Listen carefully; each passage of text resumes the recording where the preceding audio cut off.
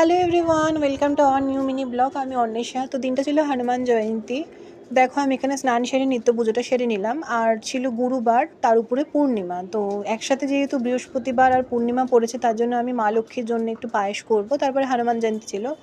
তো এখানে আমি বিকালবেলায় দেখো এখানে আমি দুধ কিনে নিয়ে এসে আর কি এখানে আমি পায়েস বসিয়ে দিয়েছিলাম। ওইদিকে গোবিন্দভোগ চাল, গুড়। তো আমি একটু বাতাসাও অ্যাড করবো, গুড়ের বাতাসা, কারণ আমি পায়েস করলে একটু গুড়ের বাতাসা অ্যাড করে থাকি। তো অল্প গুড় দিয়েছিলাম আর গুড়ের বাতাসা কিছুটা দিয়েছিলাম আমি এখানে।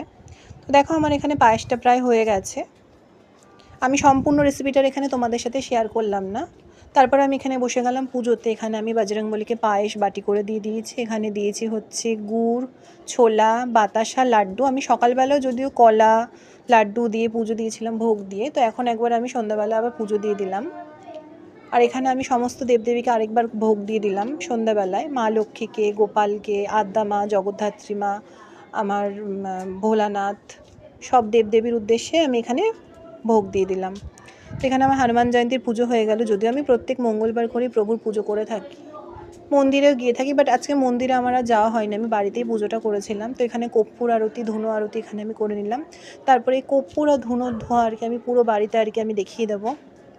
প্রত্যেকটা ঘর, বারান্দা, রান্নাঘর, ছাদে, সদর দরজায় আমি এখানে পুরো ধুনো কর্পূরে ধোঁয়া দেখিয়ে দেবো। তো আমার ভিডিওটা আজকে আমার এতটুকুই। আজকের মতো টাটা।